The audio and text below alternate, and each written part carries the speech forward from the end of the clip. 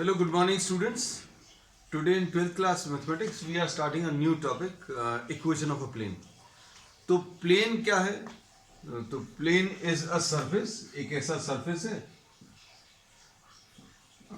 जिसमें अगर आप कोई line draw करो, suppose if you are drawing a line joining two points, आपने surface के ऊपर कोई भी दो points ले लिए और उनको straight line से join कर दिया, और ये स्ट्रेट लाइन अगर कंप्लीटली सरफेस के ऊपर लाई कर रही है, कंप्लीटली सरफेस के ऊपर अगर लाई कर रही है, तो अभी हम लोग बोलेंगे then this surface will be called a plane. अब इसका एग्जांपल क्या है बच्चों, ध्यान से सुनना। जैसे एग्जांपल के लिए if you are taking this object, ये ऑब्जेक्ट ले लिया, क्या इसको प्लेन बोल सकते हैं? तो अभी हम लोग चेक करके देखेंगे। आपने इसके ऊपर दो पॉइंट ले लिए, सपोज एक पॉइंट यहां पर ले लिया, एक पॉइंट यहां पर ले लिया, और इसको स्ट्रेट लाइन से ज्वाइन किया। तो स्ट्रेट लाइन बच्चों इस ऑब्जेक्ट के अंदर से पास होगी। अगर ये स्ट्रेट लाइन इसी सरफेस के ऊपर लाई कर रही होती तो ये प्लेन सरफेस होता। अब इसका और एग्जांपल दे दे हम आपको।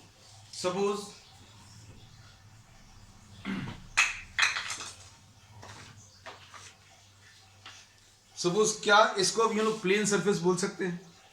क्या इसको प्लेन सरफेस बोल सकते हैं? Take any two points on this surface, straight line से ज्वाइन करो, और स्ट्रेट लाइन जो है वो अगर कंप्लीटली इस सरफेस के ऊपर लाई कर रही है तो इसको प्लेन सरफेस बोलेंगे। तो yes, this is satisfying the definition of a plane. इसको प्लेन कह सकते हैं।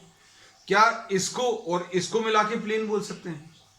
तो इसको एक अलग प्लेन बोल सकते हैं, this is a different plane. क्योंकि अगर आपने यहां पर एक पॉइंट लिया और यहां पर एक पॉइंट ले लिया और उसको स्ट्रेट लाइन से ज्वाइन कर दिया, तो क्या वो लाइन सरफेस के ऊपर लाई कर रही है? चेक करेंगे। अगर ये लाई कर रही है तो अभी हम लोग बोलेंगे if the line is lying on the surface then this is a plane surface. इसको क्या प्लेन सरफेस बोल सकते हैं? अभी हम लोग इसको क्या अभी हम लोग प्लेन सरफेस बोल सकते हैं? तो इसका तरीका क्या है बच्चों? इसको अभी हम लोग we will be taking two points, इसके ऊपर दो पॉइंट्स ले लो और उसको ज्वाइन कर दो स्ट्रेट लाइन से, और अगर ये स्ट्रेट लाइन इसी सरफेस के ऊपर लाई कर रही है तो ये इसको प्लेन सरफेस बोलेंगे। अब अगर हमने इसको ऐसा कुछ क्रश कर दिया और ये एक पॉइंट ले लिया और यहां पर एक पॉइंट ले लिया और उसको स्ट्रेट लाइन से ज्वाइन किया, तो वो स्ट्रेट लाइन अगर कंप्लीटली इसी सरफेस के ऊपर लाई कर रही है तो अभी हम लोग बोलेंगे this is a plane surface. तो ये एक प्लेन सरफेस अब नहीं बचा। तो हम लोग एग्जांपल में ये कह सकते हैं that this is the example of plane. ये जो बोर्ड जिस पर अभी हम लोग लिख रहे हैं this is a plane surface. जो पेज अभी आप जिस पर लिख रहे हो this is a plane surface. क्या ये प्लेन है? तो ये भी प्लेन की डेफिनेशन को सेटिस्फाई नहीं करता। आप एक पॉइंट यहां पर ले लो, एक पॉइंट यहां पर ले लो, A and B are two points, इनको स्ट्रेट लाइन से ज्वाइन कर दो। स्ट्रेट लाइन ऐसी नहीं ज्वाइन करनी, शॉर्टेस्ट स्ट्रेट लाइन आप ज्वाइन कर दो, ए से बी तक की स्ट्रेट लाइन ज्वाइन कर दो। तो अभी आप ए को बी तक ज्वाइन करें स्ट्रेट लाइन से, वो स्ट्रेट लाइन क्या इस सरफेस के ऊपर लाई कर रही है? नहीं लाई कर रही। तो अगर आपने कोई दो पॉइंट्स लिए और उन दोनों पॉइंट्स को स्ट्रेट लाइन से ज्वाइन किया और वो स्ट्रेट लाइन अगर सरफेस के ऊपर कंप्लीटली लाई कर रही है तो अभी हम लोग बोलेंगे then that surface is a plane surface. तो surface, given surface is a plane if any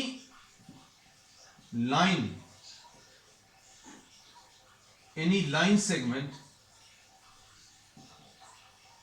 joining two points on the surface completely lies on the surface,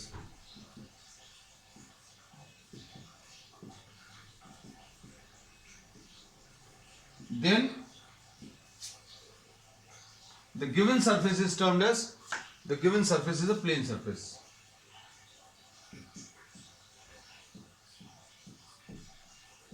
तो ये प्लेन की डेफिनेशन पता चल गई है ना, प्लेन डिफाइन करना जरूरी था। अब इसके बाद नेक्स्ट आता है बच्चों एक और बहुत इंपॉर्टेंट कॉन्सेप्ट जिसकी मदद से अभी हम लोग प्लेन का डायरेक्शन डिफाइन करेंगे। ये अगर इस प्लेन सरफेस की बात करें, suppose if you are talking of this plane surface, तो इसके ऊपर बच्चों एक नॉर्मल वेक्टर, अगर एक परपेंडिकुलर वेक्टर ड्रॉ करो, आपने ये नॉर्मल वेक्टर ड्रॉ किया, इमेजिन करना बच्चों सारी चीजें, क्योंकि ये इमेजिनेशन से ही आएंगी। ये एक नॉर्मल है या perpendicular which is drawn to the surface.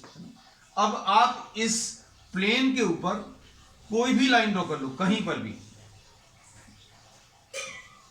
तो ये जो नॉर्मल वेक्टर है this will be perpendicular to all the lines. ये जो नॉर्मल है this will be perpendicular to all the straight lines which are drawn on the given plane surface. आपने ये normal to the plane बता दिया, आपने क्या किया, इस प्लेन सरफेस के ऊपर एक परपेंडिकुलर वेक्टर डिफाइन कर दिया, और ये परपेंडिकुलर वेक्टर जो है it will be perpendicular to the plane as well as this will be perpendicular to all the straight lines which are lying on this plane. इसका मतलब ये है, आपने ये प्लेन लिया, सॉरी ये नॉर्मल वेक्टर लिया, इस नॉर्मल वेक्टर को आप शिफ्ट कर दो यहां पर तो क्या ये नॉर्मल इस लाइन के परपेंडिकुलर है? तो yes, this normal is perpendicular to this line, and if you shift this normal to this line, तो अभी हम लोग बोलेंगे is this normal perpendicular to this line? Yes, and if you are shifting this normal to this line then this normal is also perpendicular to this line. तो अब हम लोग इसमें ये कह सकते हैं कि नॉर्मल और perpendicular drawn to any plane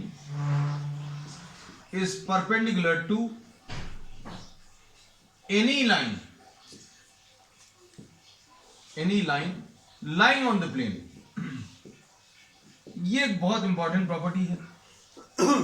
हम लोगों ने इसमें ये बोला कि अगर आपने किसी प्लेन सरफेस के ऊपर नॉर्मल ड्रॉ किया तो वो नॉर्मल जो है परपेंडिकुलर रहेगा, it will be perpendicular to all the lines which are contained in the plane or which are drawn on the plane। तो इन चीजों का अभी हम लोग यूज करने वाले हैं। अब देखो सबसे पहले अब हम लोग क्या करने वाले हैं, we will be defining the equation of a plane। तो सबसे पहला टॉपिक आज का इक्वेशन ऑफ अ प्लेन।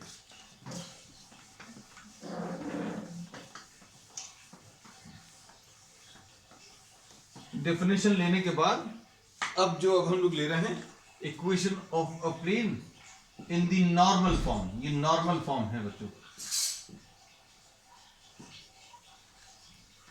अब हम लोग जो प्लेन ड्रॉ करेंगे, जो अभी हम लोग प्लेन ड्रॉ करेंगे बच्चों, वो ऐसा कुछ दिखाएंगे। This is a plane which will be perpendicular to the paper, है ना। इसका डायग्राम ड्रॉ करने के लिए अगर ये प्लेन परपेंडिकुलर, अगर हमें इसको बनाना है, इस प्लेन को हम लोगों को इसको इसके ऊपर बनाना है तो कैसे बनाएंगे, इमेजिन करना। अगर इसको ऐसा बनाना है, ये दोनों ओरिएंटेशन समझ में आनी चाहिए। ये डायरेक्शन जो है parallel to the plane of the board है। अगर अभी हम लोगों ने इसको ऐसा रख लिया, this orientation of this plane is perpendicular to the plane of the board, तो अगर अभी हम लोगों को इस प्लेन को parallel to the plane of the board बनाना है तो ऐसा कुछ बनाएंगे, और perpendicular to the plane of the board अगर बनाना है तो ऐसा कुछ बनाएंगे। तो ये देखो, ये वाला डायग्राम ये है। If the plane is parallel to the plane of the board then this is the diagram, and if this plane is perpendicular to the plane of the board then this is the diagram. Imagine करना बच्चों, बहुत सारी चीजें इसमें imagination से आएंगी। अब normal form में क्या क्या चीज दी रहेगी? पहली चीज, given a unit vector normal to the plane, पहली चीज। और दूसरी चीज, given the perpendicular distance of the plane from the origin।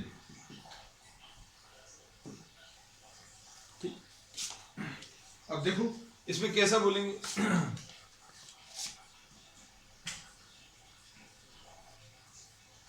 Suppose बच्चों ये एक प्लेन है, this is a plane which is placed perpendicular to the paper, और यहां कहीं पर ये ओरिजिन। अब इसके ऊपर एक नॉर्मल वेक्टर दिया हुआ बच्चों,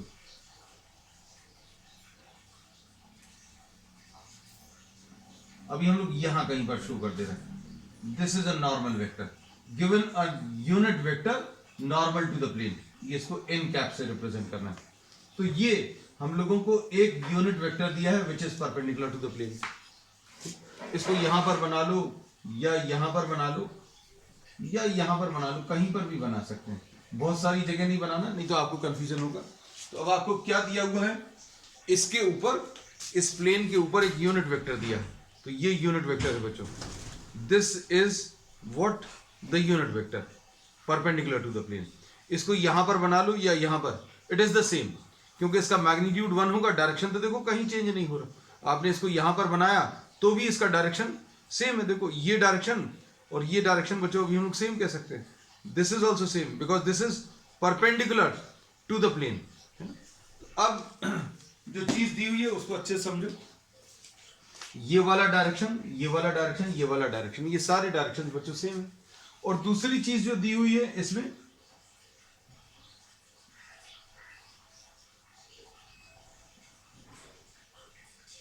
इस प्लेन का ओरिजिन से परपेंडिकुलर डिस्टेंस, इस प्लेन का ओरिजिन से परपेंडिकुलर डिस्टेंस डी दिया हुआ है। तो अब इस प्लेन को अगर आप देखो, this is the plane and suppose this is the origin, तो ओरिजिन से इसका परपेंडिकुलर डिस्टेंस बच्चों this is given, so this perpendicular distance is P D. अब इसके बाद हम लोगों को अगर इसको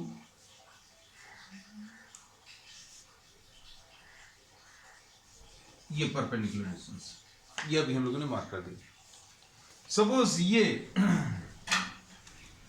पॉइंट ए है, या इसको अभी हम लोग ओ एन लिख दे रहे हैं, O N, O N is what the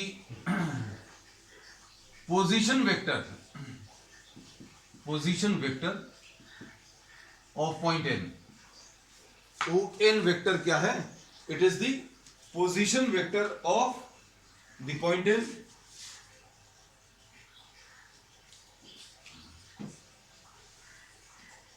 vector अगर आपको बताना है तो कैसे बताते हैं बच्चों, इसमें मैग्नीट्यूड तो चाहिए पड़ता है, ओ से एन तक का मैग्नीट्यूड तो मालूम है, ओ से एन तक का जो लेंथ है वो प्रॉब्लम में दी हुई है, आपको स्टेटमेंट में दी हुई है, दिस इज डी। और डायरेक्शन बताना है, तो बच्चों ये डायरेक्शन जो है ये कैसा है, नॉर्मल है, नॉर्मल टू द प्लेन है। तो नॉर्मल टू द प्लेन हम लोगों ने बताया हुआ था, ये देखो ये डायग्राम अभी हम आपको 3D में दिखाई दे रहा है, एक्चुअल में ये यूनिट वेक्टर एन है और ये परपेंडिकुलर डिस्टेंस है। तो क्या इस डायरेक्शन को इसके पैरेलल बोल सकते हैं, क्या ये वाला डायरेक्शन और ये वाला डायरेक्शन सेम है, तो यस ये दोनों डायरेक्शन सेम है। ये देखो ये और ये अलग है, आप अगर ये वाला वेक्टर और ये वाला वेक्टर बोलें तो दोनों की डायरेक्शंस अलग हैं, लेकिन ये जो अभी हम लोग लिया है परपेंडिकुलर डिस्टेंस डी, ये इस प्लेन के परपेंडिकुलर है। So this is perpendicular to the plane and this N vector is also perpendicular to the plane. तो अब हम लोगों ने क्या बोला कि पोजीशन वेक्टर ऑफ एन कैसे पता चलेगा, उसका मैग्नीट्यूड ले लो और दूसरी चीज डायरेक्शन ले लो। तो लो भाई ये ओ एन वेक्टर पता चल गया। अब अच्छे सुनना, अब हम लोगों को क्या करना है, अगर इस प्लेन की इक्वेशन डिफाइन करनी है तो हम लोगों को इसके ऊपर एक जनरल पॉइंट लेना पड़ेगा। इसके ऊपर एक जनरल पॉइंट आर ले लो जिसका पोजीशन वेक्टर बच्चों आर है। हम लोगों ने क्या किया, इसके ऊपर एक जनरल पॉइंट डिफाइन कर लिया, आर ले लो या पी ले लो। हम लोगों ने क्या किया, इसके ऊपर एक जनरल पॉइंट आर डिफाइन कर दिया। अब ये एनपी कहां पर लाई करेगा बच्चों, NP lies on the plane. NP कहां पर लाई कर रहा है, प्लेन के ऊपर लाई कर रहा है। और ये ओ एन कैसा है, O N is perpendicular to the plane. तो अब हमें दो चीजें पता चल गई। कौन सी दो चीजें, कि भाई आपको एक वेक्टर प्लेन के ऊपर पता चल गया, कौन सा वाला, एक तो एन को पी से ज्वाइन करने वाला। पी क्या है, एनी जनरल पॉइंट, है ना। अब हम लोगों ने इसमें ये बोला ये पी पॉइंट बच्चों यहां कहीं पर भी हो सकता था, ये पी पॉइंट यहां कहीं पर भी हो सकता है, ये पी पॉइंट यहां कहीं पर भी हो सकता था। लेकिन अगर आप किसी भी दो पॉइंट्स को ज्वाइन करोगे, if you join any two points on the plane, then the line will always be perpendicular to what, the normal vector. ये अभी हम पहले भी डिस्कस कर चुके कि अगर आपने किसी प्लेन का परपेंडिकुलर डायरेक्शन बता दिया, तो ये परपेंडिकुलर जो है ये इसके ऊपर रखी हुई किसी भी लाइन, जैसे ये वाली लाइन के परपेंडिकुलर होगा। आपने ये लाइन चेंज कर दी तो इसके भी परपेंडिकुलर होगा, ये वाली लाइन ले ली तो इसके भी परपेंडिकुलर होगा, ये लाइन ले ली तो इसके भी परपेंडिकुलर होगा। So we say that if any line lies on the plane, अगर कोई लाइन प्लेन के ऊपर लाई कर रही है तो वो लाइन नॉर्मल वेक्टर के परपेंडिकुलर रहेगी, है ना। अगर नॉर्मल वेक्टर मालूम है तो अभी हम लोगों को ओ एन वेक्टर जो है ये क्या है, O N is position vector of N and O N is perpendicular to the plane, O N is perpendicular to the plane. अब O N is perpendicular to the plane ये लिखा हुआ है, इसमें अभी हम लोग क्या बोलेंगे, O N is therefore perpendicular to any line lying on the plane। ON जो है it will be perpendicular to any line which is lying on the plane। तो भाई कोई लाइन अभी आप देखकर बता सकते हो क्या इस समय पर इस डायग्राम में जो प्लेन के ऊपर लाई कर रही है, तो यस अभी हम लोग बता सकते हैं ON is perpendicular to what, NP। और अगर अभी हम लोगों ने ये देख लिया कि ON परपेंडिकुलर टू NP है, तो ON डॉट NP ये कितना, जीरो आ जाएगा, क्योंकि अगर कोई भी दो वेक्टर्स परपेंडिकुलर हैं तो उन दोनों वेक्टर्स का डॉट प्रोडक्ट बच्चों कितना, जीरो आता है। ठीक, अब इसमें हम लोग क्या करेंगे, डॉट प्रोडक्ट अप्लाई करेंगे। कैसे, ON वेक्टर तो मालूम है, ON वेक्टर क्या है। अब NP कैसे मिलेगा, तो NP बच्चों हम यहां पर लिख ले रहे हैं, NP is position vector of P। ये चीज अभी हम शुरू से वेक्टर से बताते आ रहे हैं कि अगर आपको कोई वेक्टर निकालना है in terms of position vector, तो जो बाद में पॉइंट लिखा उसको पहले लिख लो, position vector of P minus position vector of N। Position vector को शॉर्ट में P भी लिखते हैं। अब पोजीशन वेक्टर ऑफ P क्या है, तो position vector of P already मालूम है, R है। Position vector of P is OP vector, हमने बनाया नहीं है OP, अगर आपको बनाना है तो इसको बना लो। किसी पॉइंट का पोजीशन वेक्टर मतलब आप ओरिजिन से ज्वाइन कर दो, तो पोजीशन वेक्टर ऑफ P ये दिया हुआ है R, तो ये पोजीशन वेक्टर ऑफ P लिख लिया minus position vector of N, तो पोजीशन वेक्टर ऑफ N ये लिखा हुआ ON, और ये ON वेक्टर क्या है बच्चों, ये D इंटू N। क्या,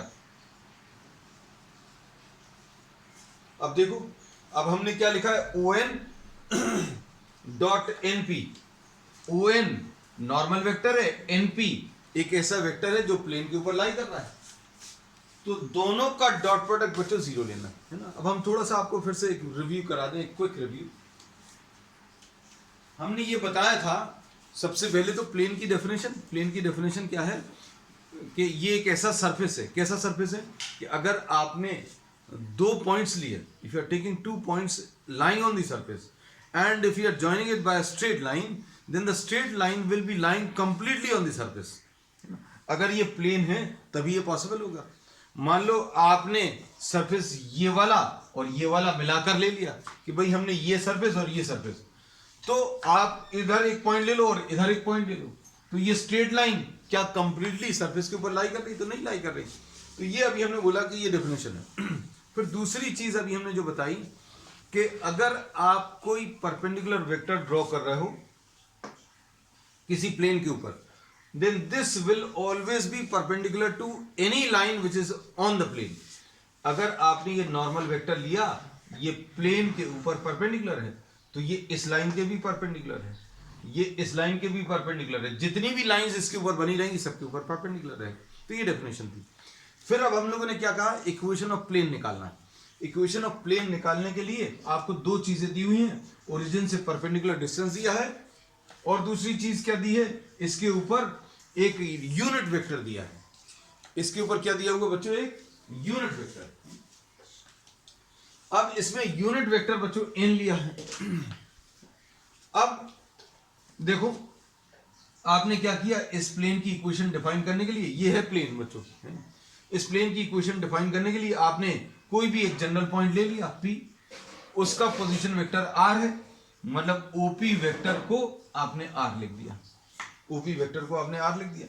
अब इसके बाद ON क्या है, ON वेक्टर बताना है। तो ON वेक्टर कैसे बताएंगे, ON वेक्टर मैग्नीट्यूड तो ये है, मैग्नीट्यूड d है, और डायरेक्शन, तो डायरेक्शन बताने के लिए अभी हम लोगों ने बोला कि ये नॉर्मल टू द प्लेन है और ये भी नॉर्मल टू द प्लेन है, तो ये डायरेक्शन बता दिया इन कैप से।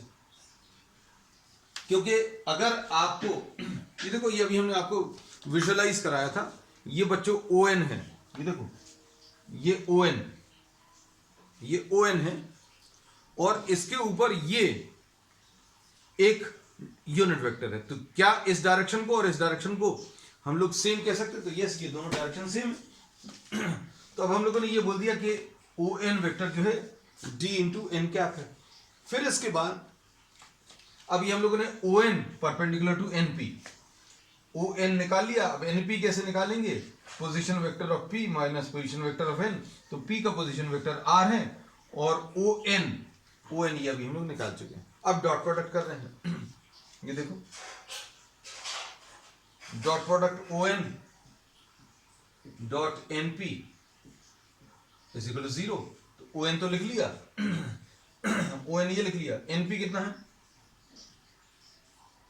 R minus D into N cap is equal to 0। तो ये बड़ी कॉम्प्लिकेटेड सी लग रही है, इसको थोड़ा सा सिंप्लीफाई कर रहे हैं, देखना ध्यान से। इसको लिखेंगे D n cap dot R minus D into D square आ जाएगा और ये N डॉट N आ जाएगा इज इक्वल टू 0। अब कोई भी दो यूनिट वेक्टर्स का जो डॉट प्रोडक्ट है बच्चों कैसे निकालेंगे, magnitude of n into magnitude of n into cos of the angle between n and n। Cos of the angle between n और n के बीच में एंगल कितना है 0, तो ये बच्चों 1 आ जाएगा।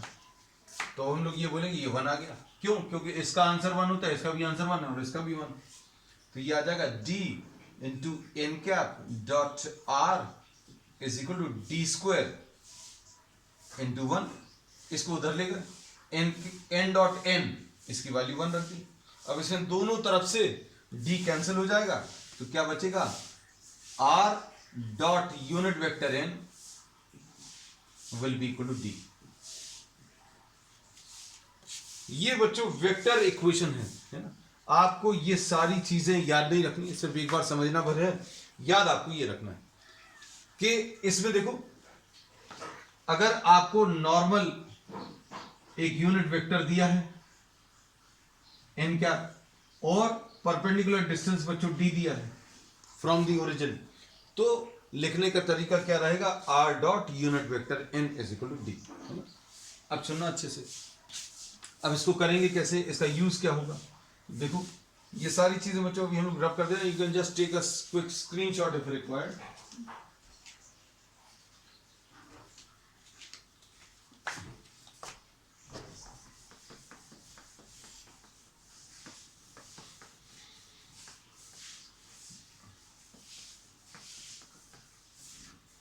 तो इक्वेशन ऑफ द प्लेन कैसे मिलेगा, r dot unit vector n is equal to d। I am sorry, इधर वेक्टर नहीं, इसमें देखो ये r तो ऐसे ही लिखा रहेगा, ये क्या रहेगा, ये यूनिट वेक्टर रहेगा और राइट हैंड साइड पर जो नंबर रहेगा ये एक नंबर रहेगा scalar, this will be the perpendicular distance from the origin. ये कैसा लिखा रहेगा, देखो ये ऐसा कुछ रहेगा कि भैया r dot i plus j plus k divided by √3 is equal to 7, suppose ऐसा कुछ लिखा हुआ है। तो this will be the type of equation which will be given, है ना, ये ऐसी कुछ इक्वेशन आने वाली है। अब इसमें आर के साथ जो लिखा हुआ है वो डायरेक्शन बताएगा प्लेन का। प्लेन का डायरेक्शन अभी हम लोग कैसे बताते हैं, by drawing a normal vector. So this will give you the normal vector. So normal to the plane will be what, I plus J plus K divided by √3। अगर किसी ने पूछा कि normal to the plane vector इसको देखकर बताओ, तो इसको देखकर अभी आप ये बता सकते हैं। और इसी को देखकर कोई पूछ रहा है कि perpendicular distance from the origin बताओ, फ्रॉम द ओरिजिन, तो अभी हम लोग बोलते हैं इसमें जो राइट हैंड साइड पर लिखा है वो perpendicular distance from the origin आ जाएगा। ये खत्म हो गया। अब इसका कार्टेशियन फॉर्म कैसे आएगा, कुछ कुछ चीजें बच्चों, इसमें बहुत सारी चीजें डिस्कस करने वाली हैं, तो अभी हम डिस्कस करते जा रहे हैं धीरे धीरे। अब इसमें सपोज फॉर एग्जांपल एक चीज और बता दें, वेक्टर फॉर्म ही पहले पूरा डिस्कस कर लें। अगर आपको ऐसा कुछ दिया हुआ है,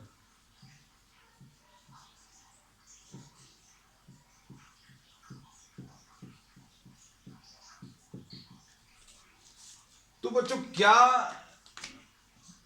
इसमें परपेंडिकुलर डिस्टेंस अभी हम लोग डायरेक्टली निकाल सकते हैं? तो उसके लिए अभी हम लोग देखते हैं कि क्या ये इस फॉर्म में है, इस फॉर्म में है कि नहीं, कैसे पता चलता है इस फॉर्म में है कि नहीं। ये अभी हमें ऐसे पता चलता है कि आर के साथ जो लिखा होगा वो यूनिट वेक्टर होना चाहिए। तो बच्चों क्या ये यूनिट वेक्टर है? तो यूनिट वेक्टर चेक करने का तरीका क्या है, आप इसका मैग्नीट्यूड ले लो। तो मैग्नीट्यूड कितना आ जाएगा इसका, 1 का स्क्वायर, 2 का स्क्वायर और 2 का स्क्वायर।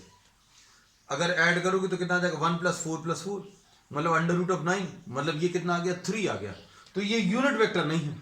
अगर ये यूनिट वेक्टर होता तो यहां पर ये परपेंडिकुलर डिस्टेंस मिल जाता। तो हम लोग कहते हैं to find the perpendicular distance, divide both sides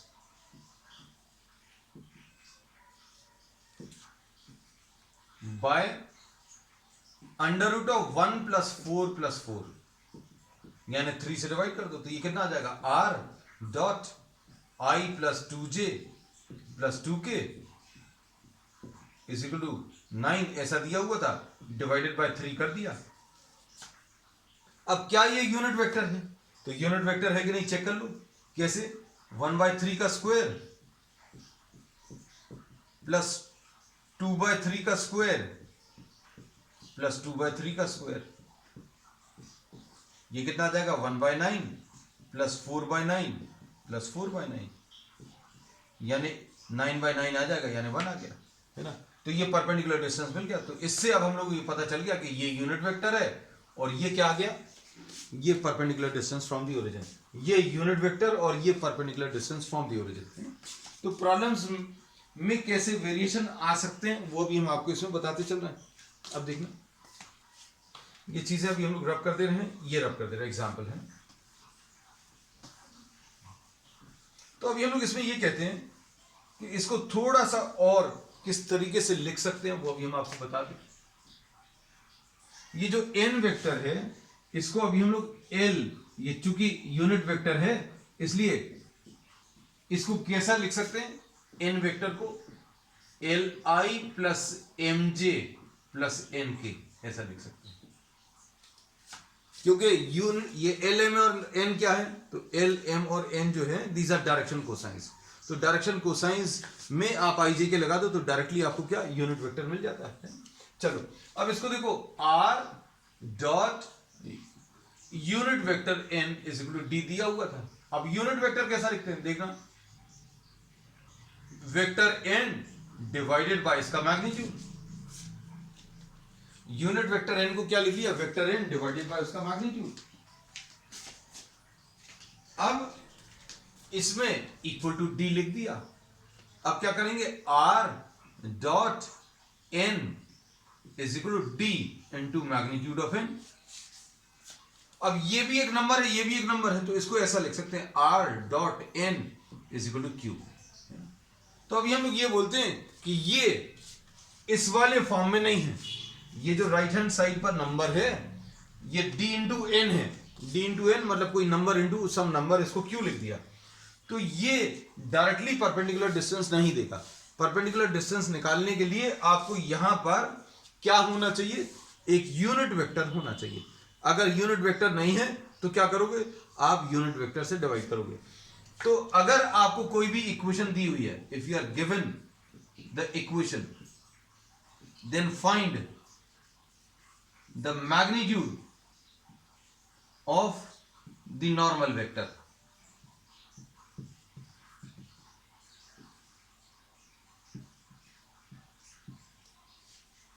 Divide both sides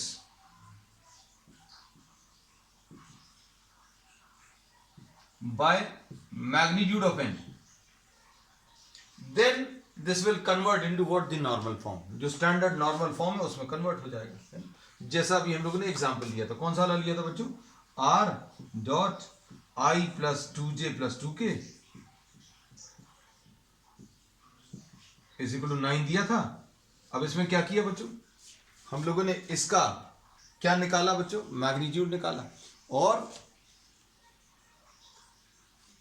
इसमें मैग्नीट्यूड निकाला और मैग्नीट्यूड से दोनों तरफ डिवाइड कर दिया, और मैग्नीट्यूड इसका कितना आया था बच्चों? 3 आया था। अब ये स्टैंडर्ड फॉर्म में कन्वर्ट हो गया। तो जो प्रोसेस अभी हमने किया था वो आपको लिख कर बता दिया। अब इसमें एक फॉर्म और है ना? अब हम लोग क्या बोलते हैं कि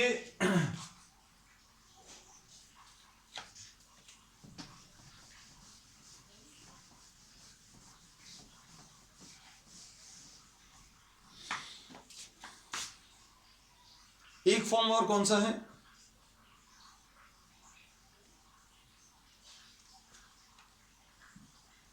r dot unit vector n is equal to d है। इसमें अभी हम लोग कैसा लिखेंगे? एक r को xi plus yj plus zk dot n क्या है बच्चों? यूनिट वेक्टर, तो li plus mj and plus nk is equal to d। अब ये कितना आ जाएगा? lx plus my plus nz is equal to d। तो बच्चों ये इसका कौन सा फॉर्म है? ये Cartesian form of the plane है। Cartesian form of the plane देखने में स्ट्रेट लाइन जैसा लग रहा है, जैसा अभी हम लोगों ने 11th क्लास में स्ट्रेट लाइंस पढ़ी थी, ऐसी कुछ आती थी। 2x plus 3y is equal to 7, लेकिन यहां पर x, y और z भी आने वाला है ना? तो अभी हम लोग ये बोलेंगे, अगर आप ये प्लेन्स चैप्टर पढ़ रहे हैं तो प्लेन्स चैप्टर में अगर lx plus my plus nz अगर ऐसा कुछ दिख रहा है या कुछ नंबर्स दिख रहे हैं तो वो क्या रिप्रेजेंट करेगा? ये equation of a plane represent करेगा। अगर आपको y वाला टर्म नहीं है, सिर्फ x और z है, तो क्या ये लाइन रिप्रेजेंट करेगा? नहीं, ये अभी भी प्लेन ही रिप्रेजेंट करेगा, है ना? इसके बारे में अभी हम लोग और डिस्कशन करेंगे अगली क्लास में। लेकिन अभी हम लोग इसमें ये बता दें कि अगर आपको सिर्फ x और y अकेले अभी दिया हुआ है, प्लेन्स अगर आप पढ़ रहे हो तो सिर्फ x और y के टर्म्स दिए हैं तो भी ये प्लेन की इक्वेशन को रिप्रेजेंट करेगा। तो बच्चों इसमें आज अभी हम लोगों ने पढ़ा क्या? Normal form of the plane, और नेक्स्ट टर्म पर अभी हम लोग कुछ और स्टैंडर्ड फॉर्म्स पढ़ने वाले हैं। उसके बाद अभी हम लोग फिर इसके प्रारंभ स्टार्ट करेंगे। तो आज की क्लास के लिए इतना है। We will continue with the same topic on the next. That's all for today.